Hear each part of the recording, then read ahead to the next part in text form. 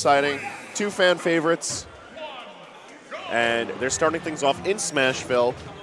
And we are seeing the Bayonetta pick from Dabuz. Let's see how DS Main manages this situation, as I'll be honest with you, I'm not particularly certain about how well the DDD Bayonetta matchup goes. However, if I had to take a guess at the situation, I don't think things are going to be going too hot. We already see that Dabuz is having no issue using Bullet Climax to zone out DS Main. Gordos are going to be non-existent in this fight. Yeah, so DDD Bayonetta, I think, is regarded as one of the worst, if not the worst matchup in this entire game. It is awful. There's some pretty bad matchups in this game. That would be impressive. However, it makes a lot of sense. Honestly, I feel like all of the worst matchups in this game belong to DDD. Like, DDD has such a terrible matchup spread. Honestly, like, he has some really strong gimmicks that can get, like, eke out wins for him. But overall, just, he honestly should lose to almost every character in this game. But you see the players who just absolutely love the character, push the meta for him. DS Main is one of those guys where he just, you see his love for the character and the game, and just that alone just adds so much to just his ability to play. Because right now, this is actually looking pretty even. We see that DS Main is approaching very patiently onto Dabuz, and Dabuz messed up his Witch Twist, so we see DS Main taking a bit of an early lead here. And I feel like this is more attributed to DS Main's patience with DDD, fully recognizing the faults of the character and the danger of the situation at hand, because this is a big body character.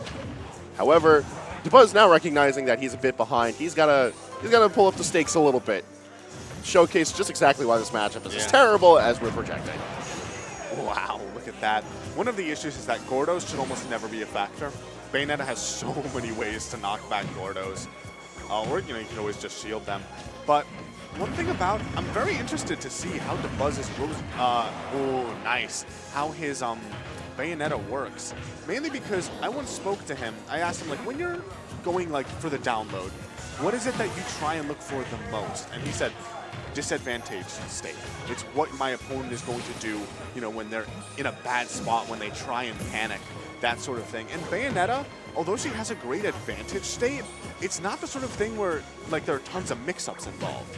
You know, it's like she has a lot of, like, guaranteed combos, you know, and, like, there are DI mix-ups that the, you know, other player can do. But in terms of overall, it's not like Rosa where you're going to be juggling these characters for forever and ledge trapping them. That's not exactly what, you know, is the crux of Bayonetta's gameplay. So it'd be really interesting to see what Dabuz can bring to the table in terms of what he will look like when he plays this character.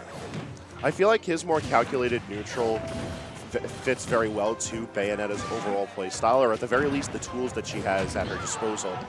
However, we see DS Main manage to take a bit of stage control here, wait patiently at the ledge, and try to cover a roll option with the forward tilt. However, he gets punished for his efforts. But he does manage to get back to stage. Yeah, and DDD's amazing survivability. It's a little bit minimized against Bayonetta, and also when he SDs. That's unfortunate. Yeah, that happened, but I mean, hey, he's not out of it just yet. You already see the smile on his face. That's part of the DS Main hype. He does that, and everyone thinks he's down and out. They're like, oh, he's washed up. He just killed himself. And then you see the man do some glorious killing people at 28% with forward smash. Yeah, there we go. That's that first SD. Are we gonna get the double SD highlight reel? Yo, please do. Oh no, we're gonna get this, which was actually a pretty nice kill on Dabuz's part. Yeah, DS Main thought he had Gordo there, cost him the stock. Bringing us back to Battlefield for Game 2 of this match. Which is a very interesting pick. So the higher blast zone at the top will definitely help out so much with DDD's survivability. DDD is actually, by kind of a significant margin, the hardest character to kill off the top. He's not the heaviest in the game. I believe he's the third heaviest. But the fact that he's such a fast faller means you are almost never going to be killing him off the top. So having that at his disposal, we probably won't see those ladder combos that we saw last game to help Dabuz close out the stocks. We've got the tech, and then the untechable situation does not get the drag down, but Dabuz is able to bring himself back at 35%. This is looking like a bit of a done deal here. Yeah, but that was amazing stuff from Dabuz. It can be so hard to edge guard DDD. He has super armor on his up B, and also he has all those multiple jumps, but Dabuz managing to find the windows inside, and he actually managed to take out that really early stock. And will he be able to do it again? He's carrying him all the way up to the top, but he's going to be living, but he's taken 85% already for all that. And the reverse hitbox of the forward smash is going to be putting him up. We don't see the second one. But DS main, some people would say like, oh, you know, he's starting to get desperate throwing out these forward smashes. No, this is just the regular game plan. Yeah, it's a regular game plan. That forward smash is surprisingly hard to punish. It's basically safe on shield for a lot of the cast, especially a character that doesn't have the strongest movement like Bayonetta. It's a bit criminal how quickly he's able to swing that mallet and how safely. Like, why is this a thing? But we see DS main back against the wall, playing the situation very impressively, and he manages to get the kill, and that's another stock. You know, DS main having taken 2 stocks from Dabuz is more than most people could say here in New York. Oh yeah. Dabuz being nigh uncontested in his home state. Looking to take the gold here and continue that streak, but DS main proving to be a bit of a interesting roadblock in this path to victory.